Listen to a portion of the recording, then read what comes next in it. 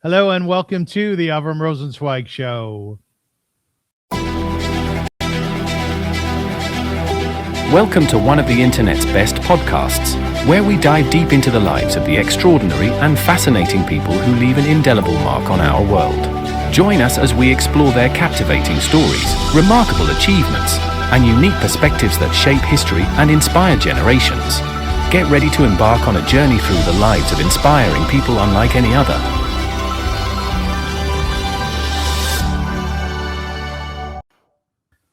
Hello, folks, and welcome to the show. My name is indeed Avrum Rosensweig.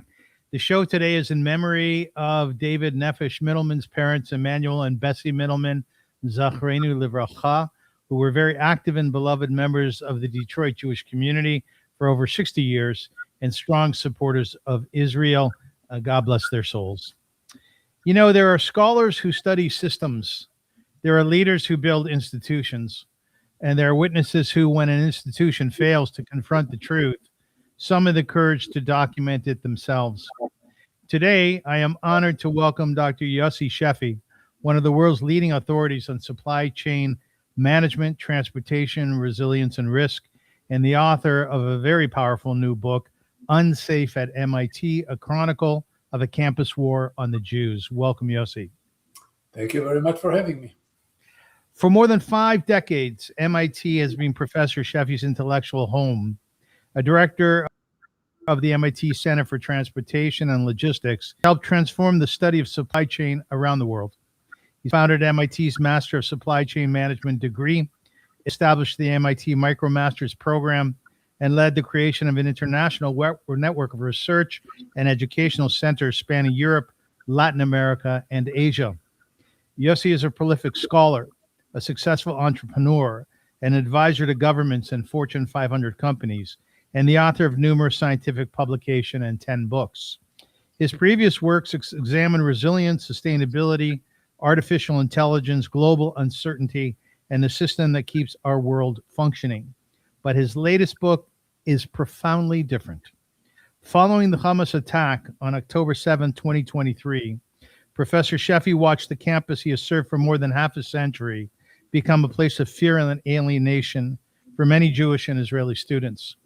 He witnessed hateful rhetoric disguised as political activism, Jewish students being socially excluded, and an administration that repeatedly failed to enforce its own rules or confront the seriousness of the crisis. When MIT did not conduct the comprehensive investigation he believed was necessary, Dr. Sheffi decided to create the record himself. Unsafe at MIT follows the experiences of Jewish and Israeli students and faculty from October 7th through 2025. It is an oral history, an institutional indictment, and above all, a determined defense of truth. Professor Sheffi wrote it because he feared that what happened would eventually be minimized, denied, or forgotten. Born and educated in Israel, Dr. Sheffi served proudly in the Israeli Air Force during the Six-Day War and Yom Kippur War and military operations between them. The following is a story of resistance through community. Professor Sheffi and his colleagues organized regular lunches for approximately 150 Jewish and Israeli students, giving them a place to speak, find support, and know that they were not alone. He also champions Kalaniot, an initiative strengthening scientific cooperation between Israeli researchers and universities around the world. We will explore with Dr. Sheffi what he was willing to risk his standing at the institution he calls home in order to record a chapter others appeared determined to bury. Dr. Yossi Sheffi, however, confronted a painful question. What does a professor owe an institution when loyalty to that institution conflicts with loyalty to truth? And he says, sunlight is the best disinfectant. Professor Yossi Sheffi, welcome to the Avrum Rosensweig Show. Thank you so much for being my guest. Thank you very much for having me. It's absolutely phenomenal what you've done. Reading your book, I have to tell you something. It was enlightening. It was profound.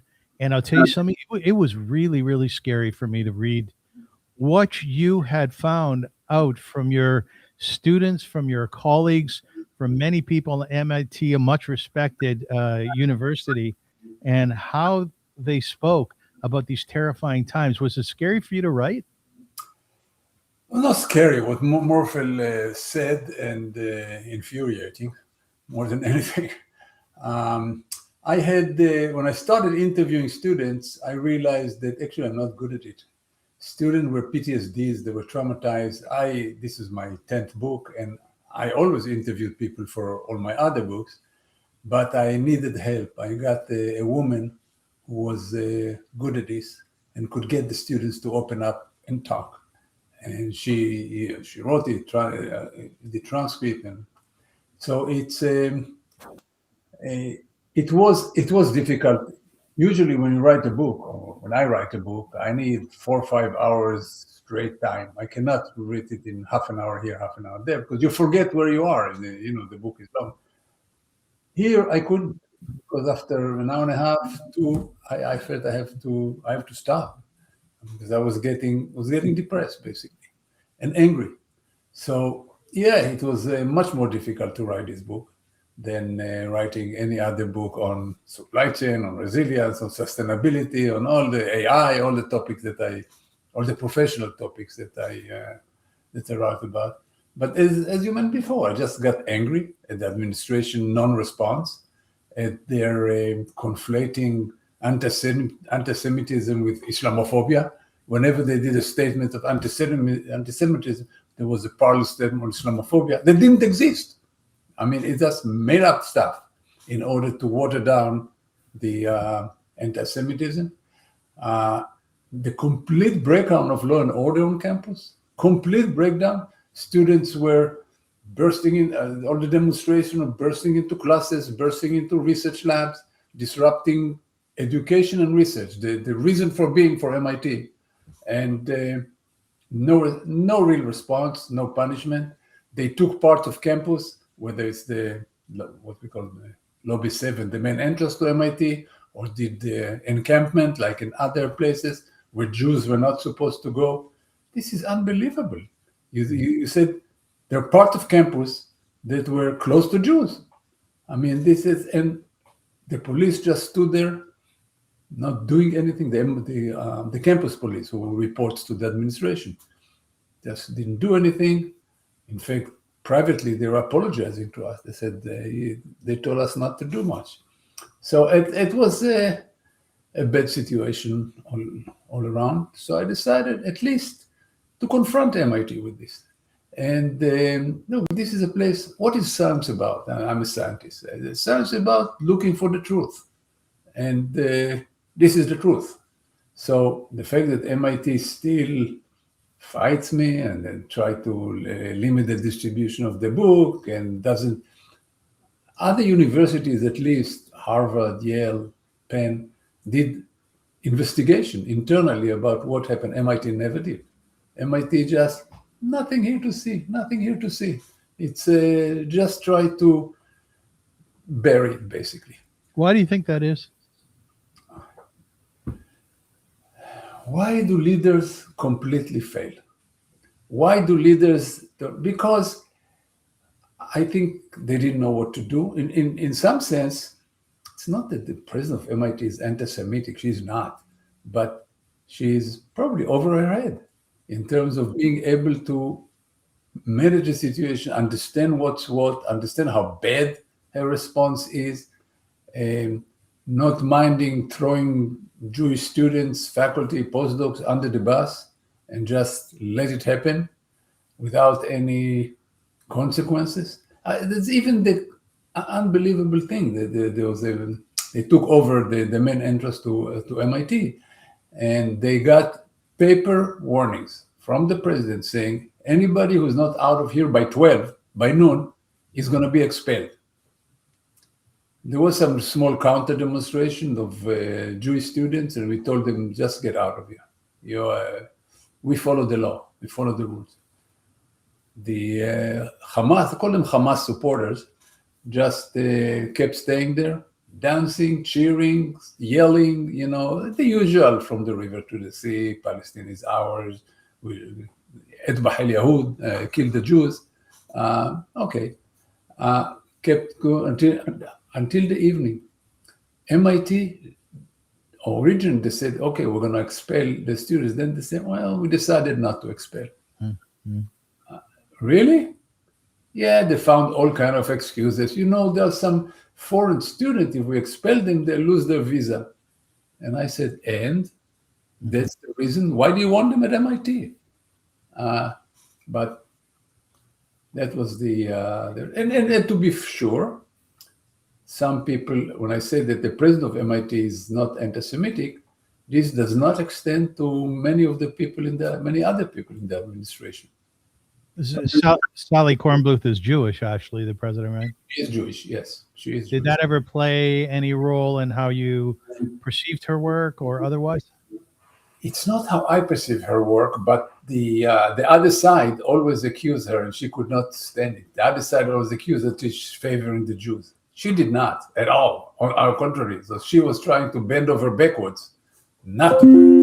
And then did all the stupid talk about Islamophobia and things that didn't exist.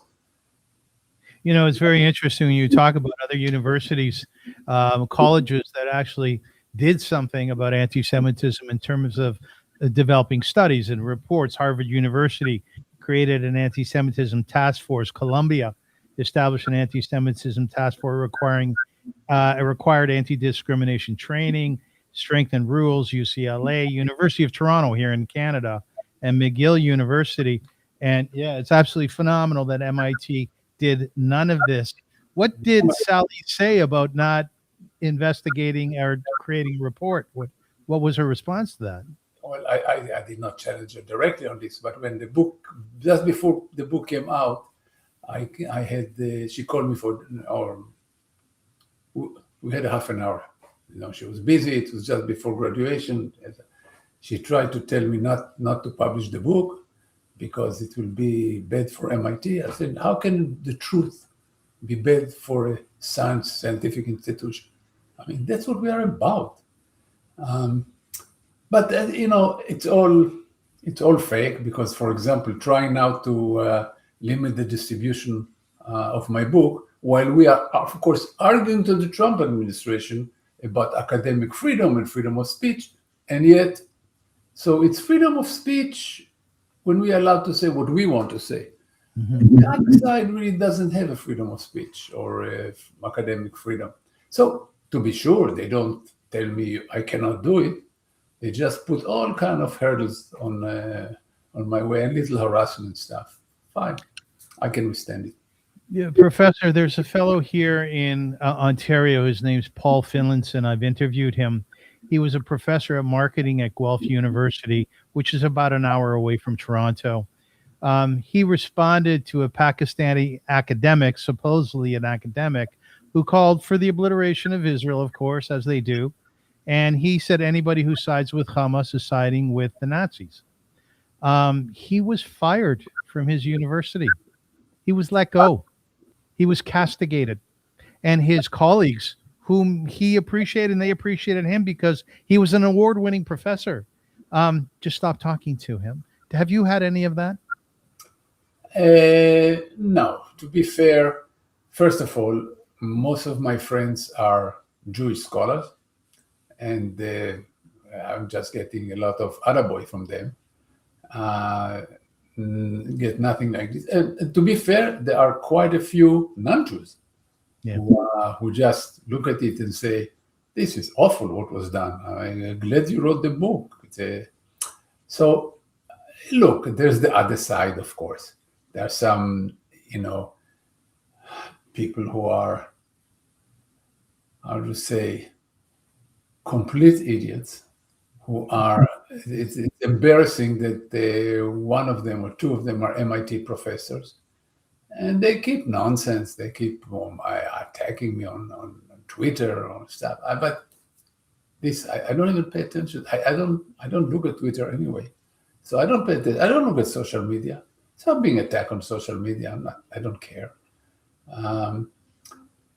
It is what it is. I mean, that the administration does have some tool they can escalate. But how should I say it? I'm known at MIT for not taking bullshit. So they don't want to get it to a legal fight. And They know that I'm not going to shy away from this. So I think so far, yeah, they try little harassment, little this, little this, but not. And also, I have, I've been at MIT 51 years. I do have a lot of friends at MIT, not only Jews, and even people who are not friends are people who appreciate what I'm doing. So how's your family with it? family is fine. I mean, it's my family. My son was what you might call October 8th Jew. He's Yes. became much closer to Judaism, and after October 7th. And no, but I always had relationship with the local Chabad, with the local Hillel was very disappointing in this process. They're trying to kowtow to the administration, but Chabad is very strong. There's a phrase in Aramaic, shakla v'taryag, which kind of means like a back and forth. And when I thought about you writing this book, I try to establish a context in my head before I go into the interview. I kind of imagine you sitting at a desk. Should I write it? Shouldn't I write it? Should I write it? Shouldn't I write it? Was there any of that at all? Never happened. Never happened. Absolutely never. The minute that I got students committed to this, first of all, when the president talked to me and said, maybe you should publish it, the Trump administration will use it against us, on and on and on. I said, look, I'll give you, if you will do 10 things that I ask you to do, 10 things like do a course about anti-Semitism, change the DEI culture, things like this, on and on. I'll still publish the book. There are 45 students or so that I interviewed. I owe it to them, who overcome their fear and fear of retaliation to be in the book. I owe it to them. The book will be published no matter what. But if you do this, I'll write an epilogue to the book that says how MIT became better. But do it. No, she didn't do it, so I published the book. I mean, so it's not like there was no question that I'm going to publish the book. No question. I never hesitate to do this one. It's phenomenal to me that they wouldn't take you up on, okay, they could come back and say, we won't do 10, we'll do 5, but nothing. Nothing, absolutely nothing. They just said, there was an article in the Wall Street Journal, very favorable article about the book.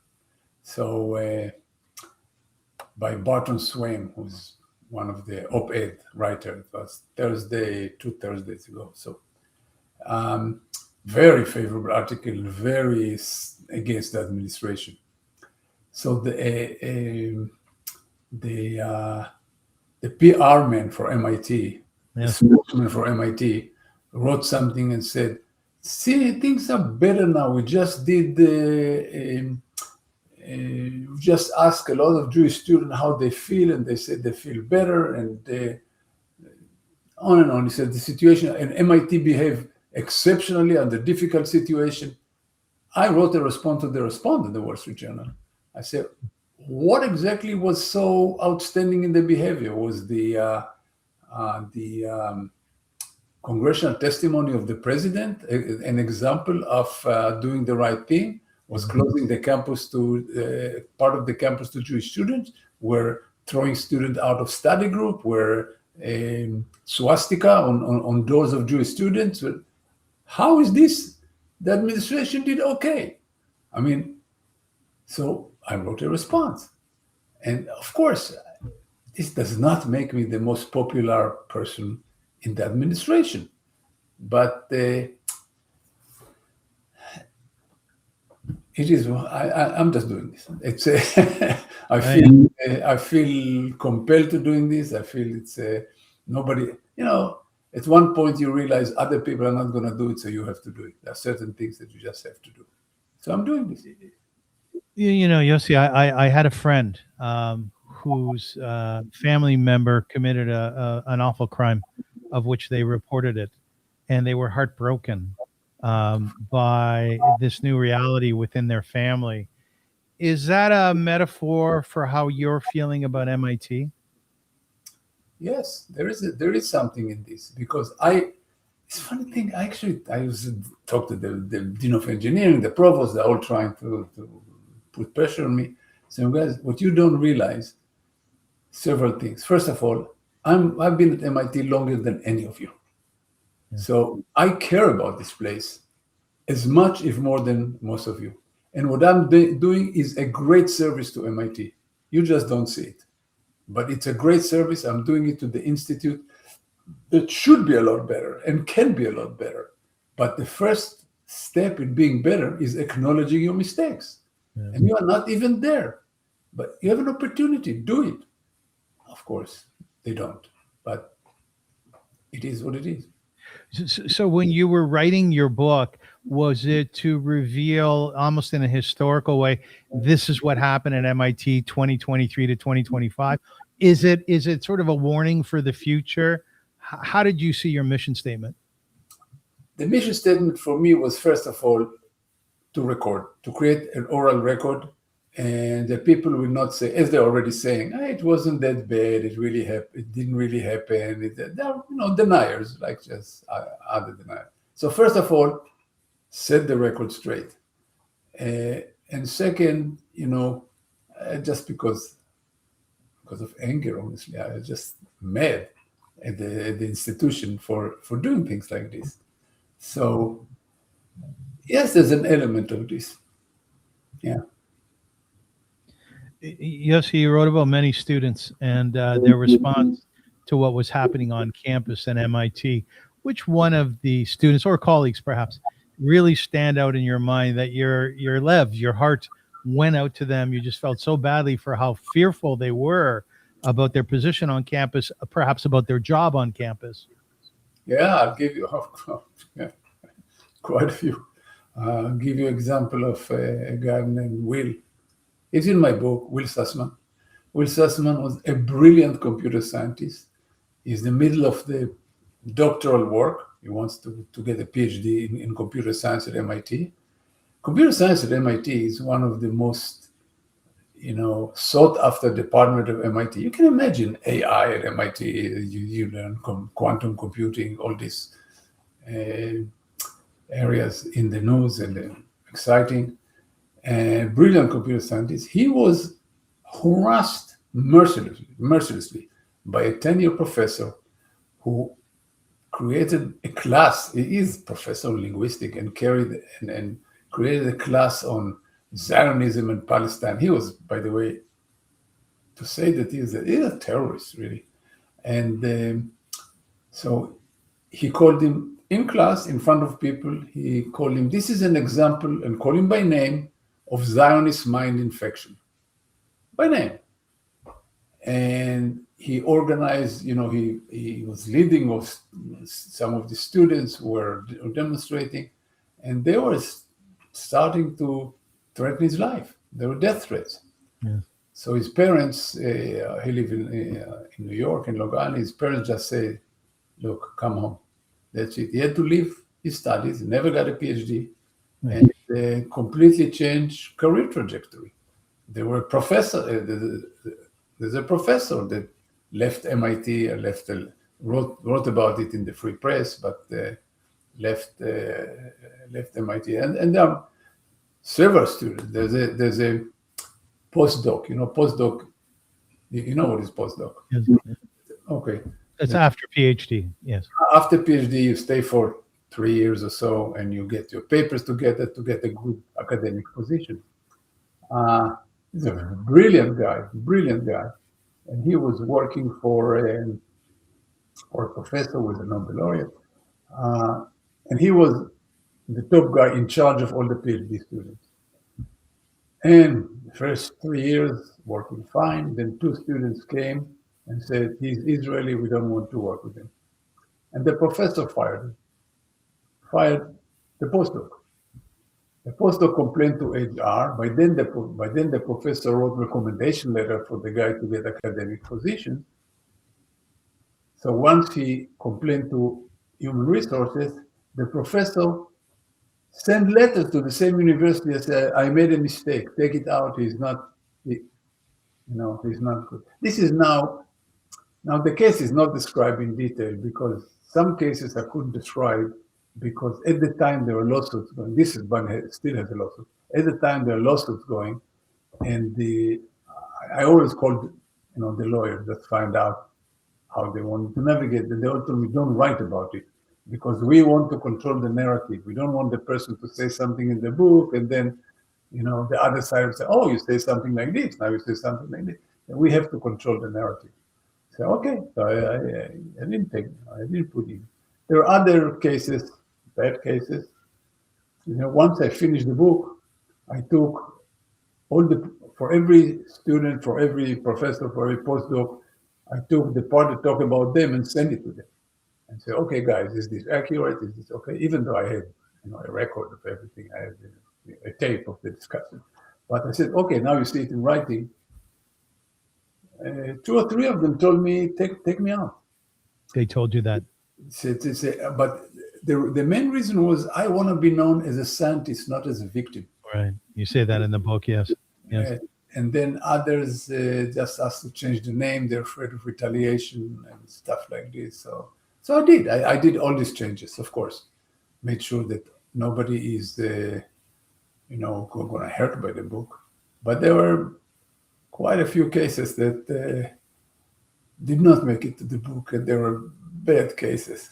And then I described the book of Talia Khan, who is amazing video. She has a Muslim father and a Jewish mother, so she's in a big position. And she tried to talk several times to the president of MIT, to Sally, and was rebuffed. So she went to Congress, and she, I described it in the book. She actually was doing the congressional testimony, but she talked to Congress people.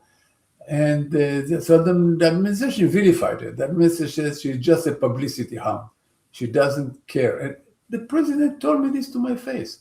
So this was before I wrote the book. Now the president wouldn't talk to me, I'm sure.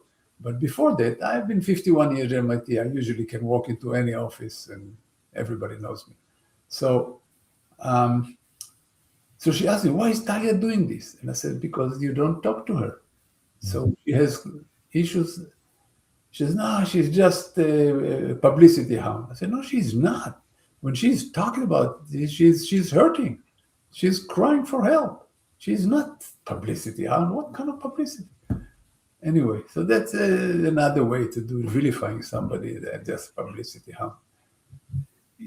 Yossi, did you ever go eye to eye with these anti-Semitic professors or academics, colleagues, what have you? Eye to eye, I don't know. Certainly in writing. There's a faculty newsletter, and I wrote a lot of stuff. I wrote, there were an avalanche of anti-Semitic, anti-Zionist writing, and I tried to respond to them. And one of them, the latest one, is this awful guy, Michel de Graaf, that I described in my book, wrote a whole bunch of lies about me in the faculty newsletter. And then before, he wrote several things about me. So not one-on-one. I didn't go into shouting match with anybody. So and I don't think it will happen. Because, look, don't want to talk about me too much, but people usually will not engage me because I'm fast, I'm usually much smarter than they are, and I'm tough. So I stand my ground. And people know it. Look, not only about this, the reason that people know me is because in faculty meeting, I always call bullshit. In faculty meeting, in front of the president, the provost, I say, guys, what you're doing makes no sense. I mean, it's wrong. Not only about this, all kind of academic issue, all kind of, but most of the faculty are passive. And look, there's at MIT, the real, what I call it, there's a real MIT and there's the DEI MIT. And there's more and more DEI MIT. It's mostly in social science and in urban planning, a lot of it, but some in science and engineering. So but most scientists and engineers just want to work in their lab, just want to do their research. They came to MIT not to do political statement. They came to MIT to do their work, and there's a lot of it, and they are good at it, and so this is what I call the true MIT, not the emerging MIT. So they don't even get involved. There's actually in the faculty there's a minority, not a small minority. I would say about 15% of the faculty, I would argue, is thinking that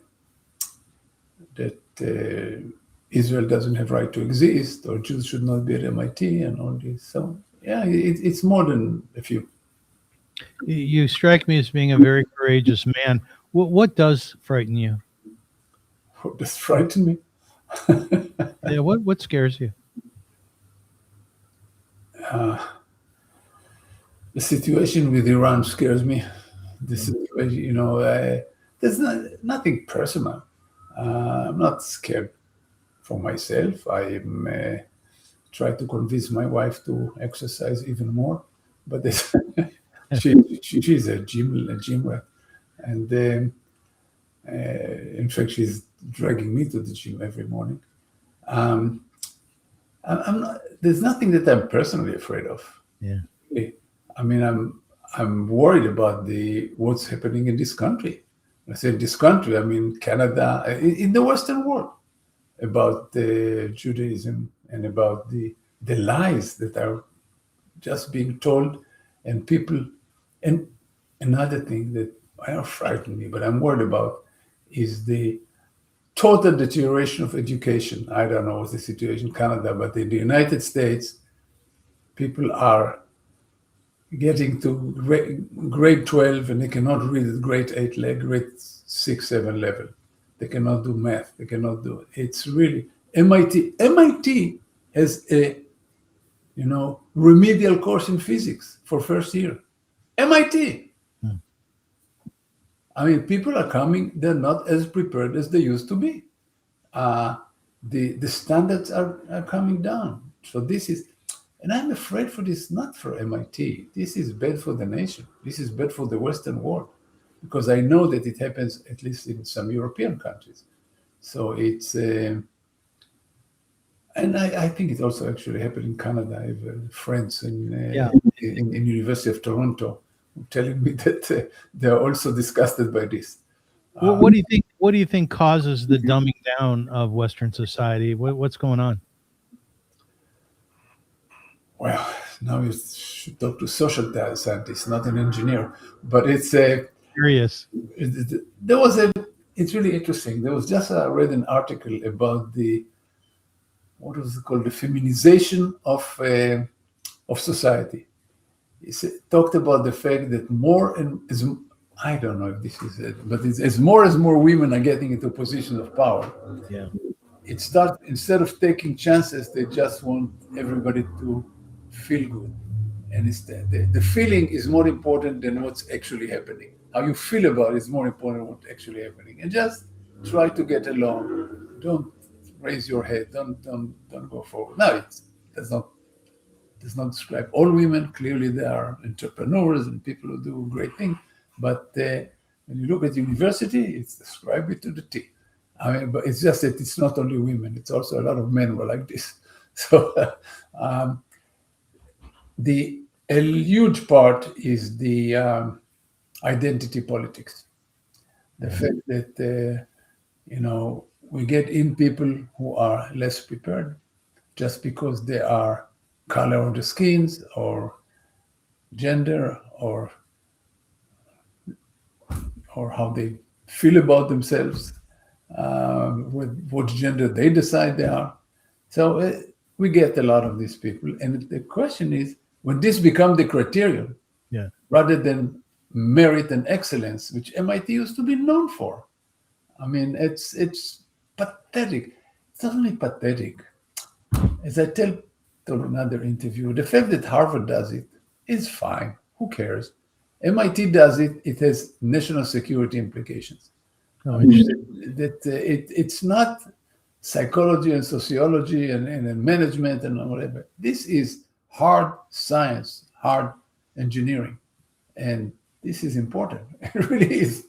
So you cannot dumb this down. What are your pronouns? He, him, his, whatever.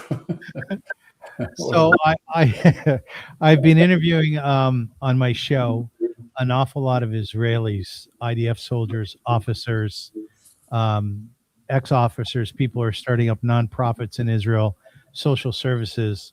And I must tell you, Yossi, the more that I interview Israelis and I see so many of them in their own field, I am really taken by the intense way that they study their field, the multidimensionality, if you will, of diving into what they're interested in.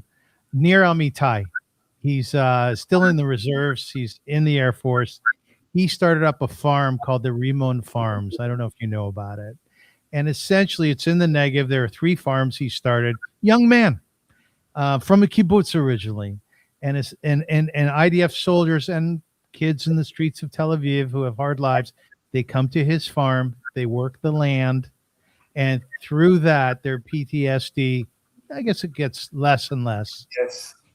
You fought in the 1967 war, you fought in the 1973 war. I'd love to know a little bit about your background. Who was your dad? Who was your mom? Tell us about your time in Israel. I actually talk in the book about my dad. Yeah. My dad was, he's the only, I don't have any relative on my dad's side. He was a student in the Vienna Polytechnic, studied engineering, in fact. And when Hitler came to power, he looked around and said, this is for the birds. I'm out of here. He was a committed Zionist. He went to Palestine. His family, begged him to stay and all this. None of them survived. None. I describe it in the book. Now, he joined the British army to fight Hitler, and he fought under Montgomery against Rommel in North Africa. He became sergeant major, which was the highest level that a Jew could become. Jews could not be officers in the British military, but they can be non-commissioned NCOs. So, and then he came back to what was then Palestine, and was in the underground, in the Haganah, and then in the nascent IDF. And he was a sought-after community. He was a professional soldier. Most of them were not. I mean, he knew what's what. And he was in the War of Independence and then in the reserve. I describe in the book how I saw my father, he was a tough guy, cry only once in my life.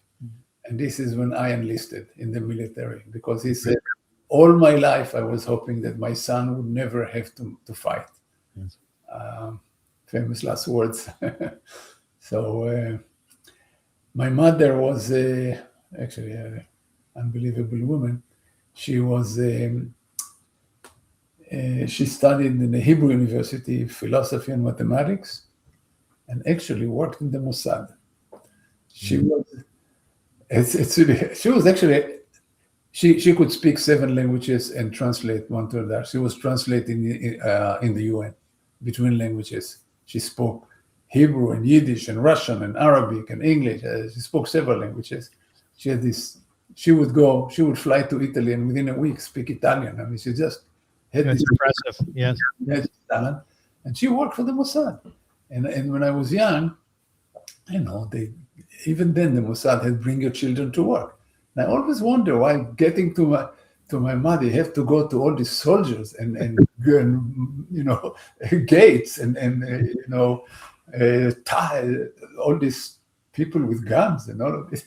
So why do you have to go through all this just to get to my mother who worked in the library?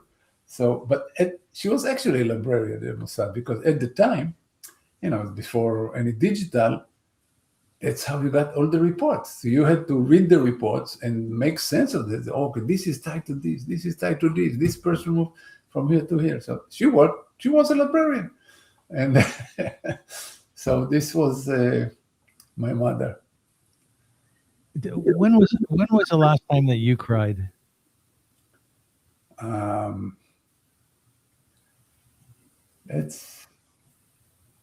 I cried when I lost some.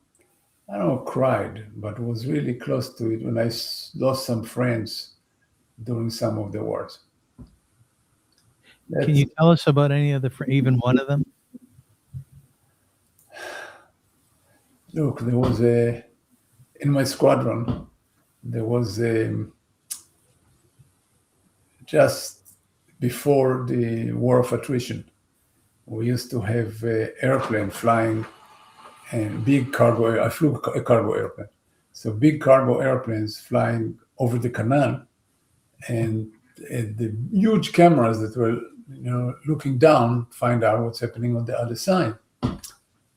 And a plane just a day or two after I flew there, friends had the same mission and got hit by a missile, and all of them died.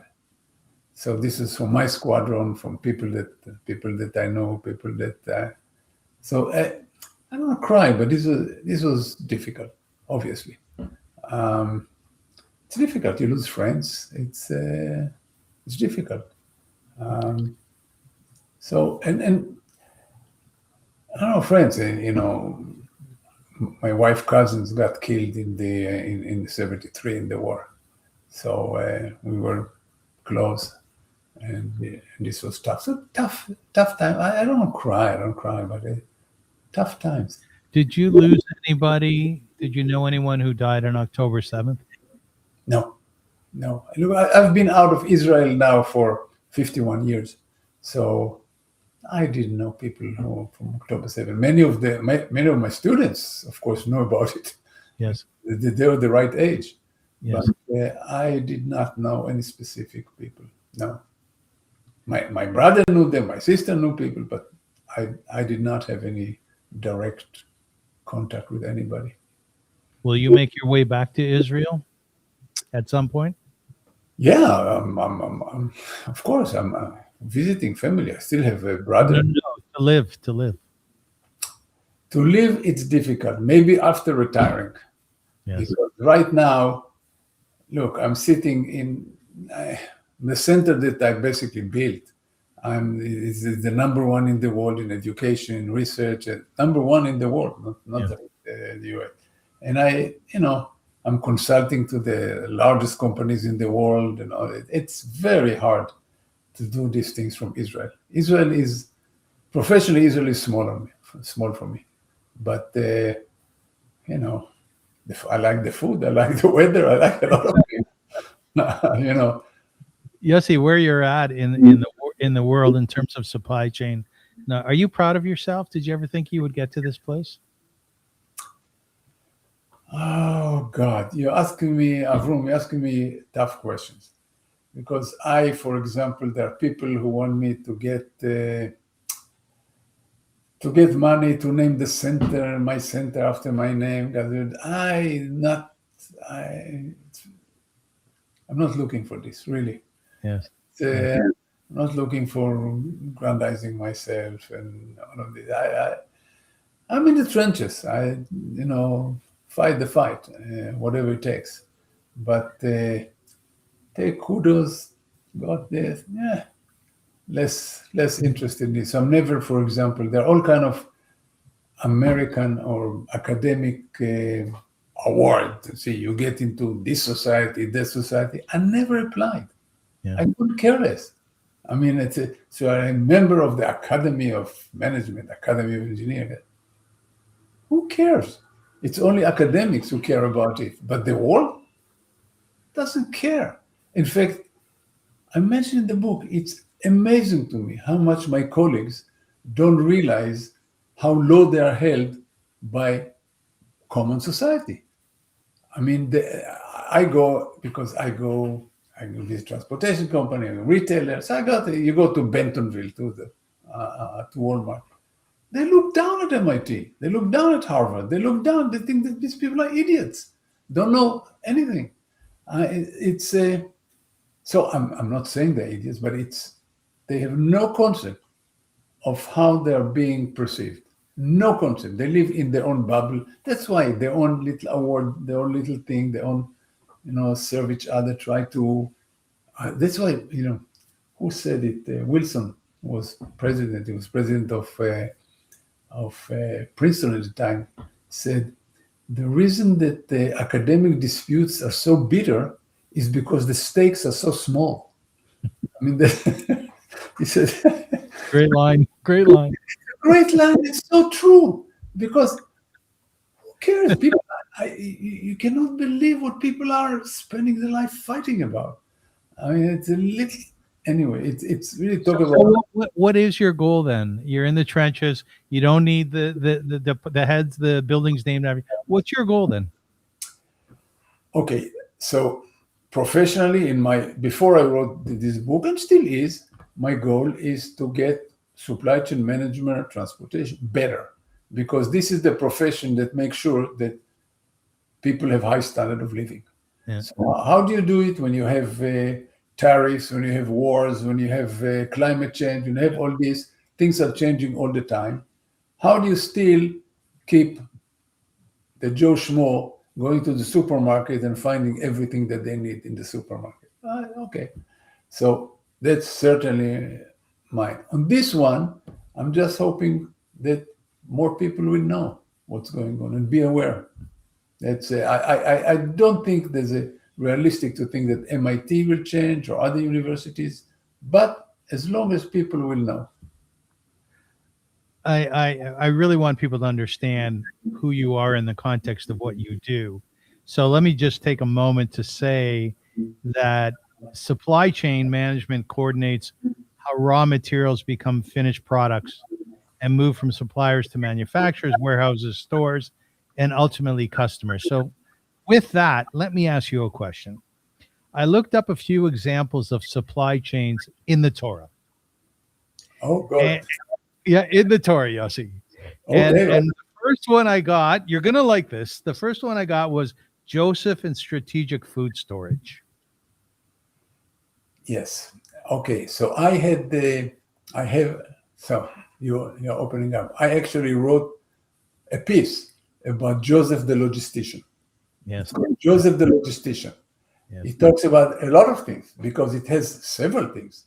It has the forecasting, which is part of supply chain management. You need to forecast ahead of time because people want everything today, but it takes sometimes 8 months to get it from the mine to the supplier to the sub-supplier. They get it all the way. It may take a year. It may take a year before, Walmart order a piece of shirt that they want certain design. It takes 8 months, 10 months, 12 months until they get it. It's a long time. So you need to forecast what people will want a year from now.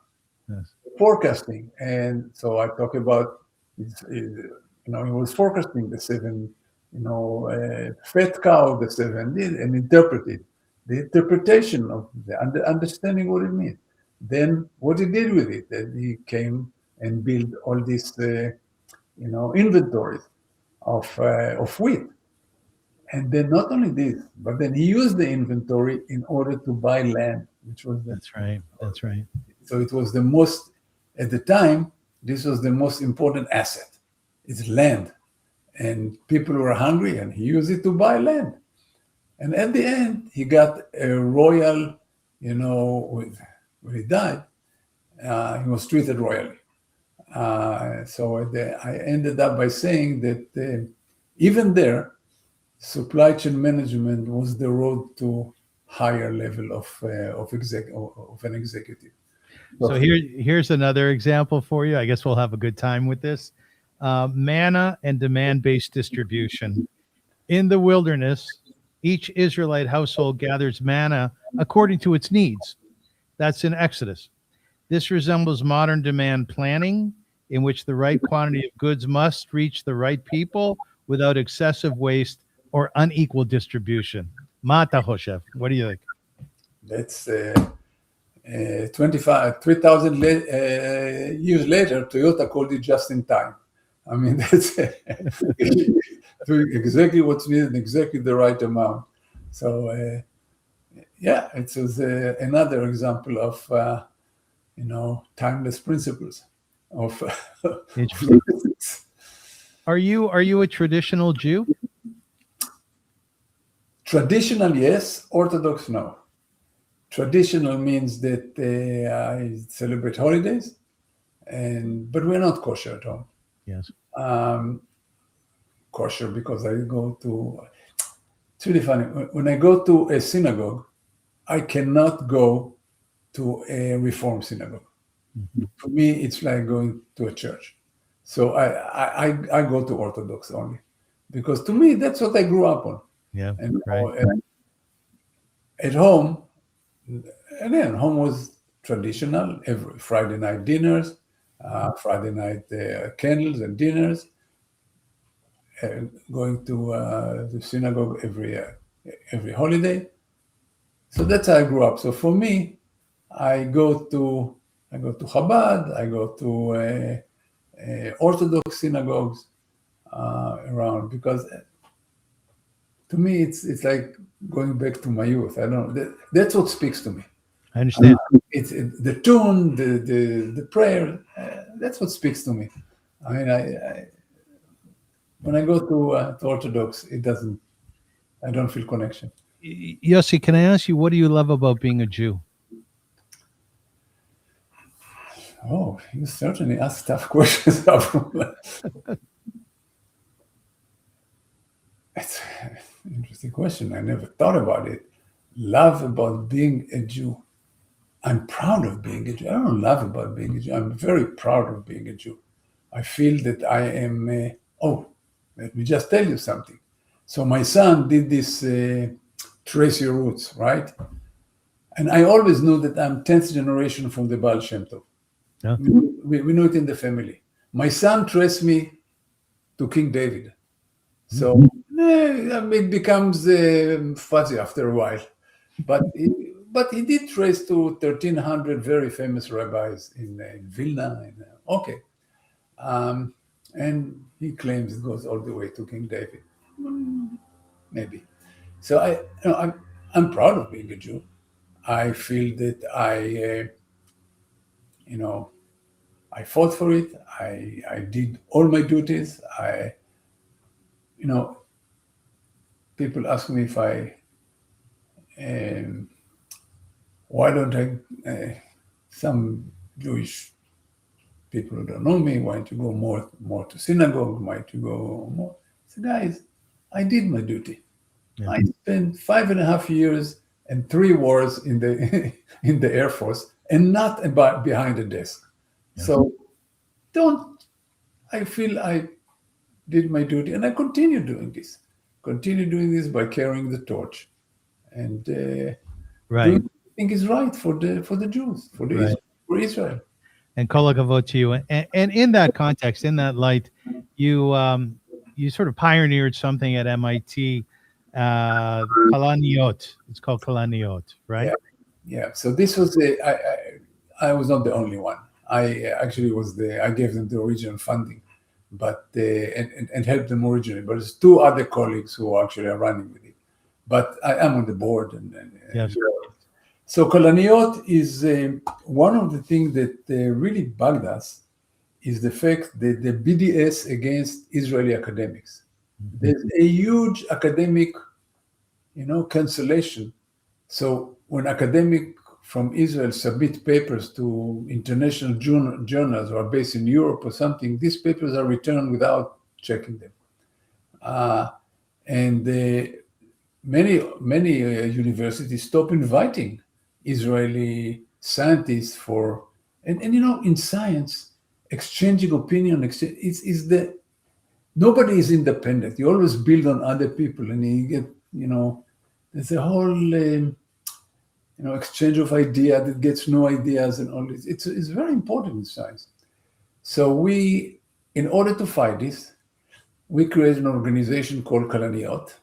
Kalaniot is a red flower that yes, it's beautiful. Yes, it's covered. In the spring, Israel hills are covered with this flower, and raised several $1 million from donors, Jewish donors mainly, and we pay for both Israeli postdocs and Israeli visitors from Israeli universities to come to MIT for between a year and 2 years.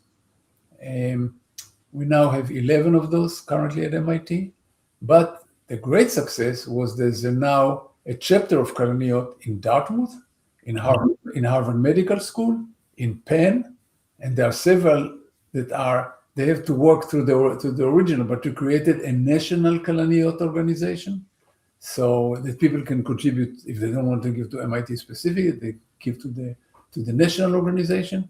So this is taking roots, and people are already coming and doing this. So this is a way, and we are all the universities in Israel are on board, of course. It's good for them. And just to make sure people are coming for limited time. We don't want to steal, scientists from Israel. Yeah, brain drain from Israel, right? Yeah. That's not the idea. So the idea, they come, they get contact, because once they get and we even have to work within MIT. So at MIT, they cannot just come. They have to find a professor at MIT who will work with them while they are here, or a research group, a few professors to work in the group, because then it creates long-term connection. You write papers together, you continue, you Zoom call all the time, and that was the idea, to get them out of the isolation, and it works. It works. This was a great success. I like you a lot. Oh, it's okay. No, I do. Your sense of joy, your sense of life is beautiful. And what I've been doing, Yossi, over the last many months is I've been prompting AI to write poems about my guests. So I have a poem about you. And it's called, don't worry, it's very nice. It's called The Courage to Bear Witness. There are scholars who study systems, who trace every link in a chain. There are leaders who build institutions and teach them to weather the strain. And then there are witnesses who rise when silence obscures what is true, who gather the voices of others and say, this happened to you. Yossi Sheffi built roads of knowledge from Israel's skies to MIT. For 50 years, science and reason were the compass by which he could see. He studied resilience and danger, the networks on which nations depend, but never imagined his campus would become a front to defend. After the darkness of October, he watched Jewish students withdraw, confronted by slogans and exclusion, unprotected by principle or law. When truth was displaced by convenience, when rules disappeared in the night, he opened his notebook to history and he answered the darkness with light. Unsafe at MIT is his witness, a record refusing to bend, an indictment of failed institutions, and a warning that silence must end. Yet courage is more than resistant. It gathers the lonely as one. Around tables, students found comfort, like flowers reaching for the sun. Through Kalaniyot, bonds were strengthened, and scholars cross oceans to learn, for knowledge must never be boycotted, and bridges must never be burnt. Once, Sheffi defended his homeland in battles that thundered above. Today, he fights using memory, moral conviction, and love. Professor, your sunlight now enters the places where shadows once grew. Welcome to the Avrum Rosensweig Show, and thank you for telling what's true. Wow. What did you think? Send it to me. I will. I'll send it to you. It's beautiful. All right. You can give it to the president of MIT. Yeah, sure. And she will give me a kiss. Okay. She'll give you a hug. Ladies and gentlemen, I want to thank you for watching and viewing the show. It's sponsored by my dear friend David Nefesh Middleman, in memory of his lovely parents, Emmanuel and Bessie Middleman. Zachrenu Livracha, they should rest in peace. They were active and beloved members of the Detroit Jewish community for over 60 years and strong supporters of Israel. God bless their souls. Professor, I want to thank you very much for doing this. I loved it. Oh, thank you for having me. Oh, absolutely. I feel much stronger knowing that you're on my team. I really do. And in Yiddish or in Hebrew, they say, yes, job well done, and you should only have strength in your pursuit of what is true. Thank you very much. Thank you for having me. Ladies and gentlemen, I want to thank everybody for watching and listening. My mother of blessed memory used to say, Sei gesund. It's Yiddish. What does it mean, Yossi? Sei gesund?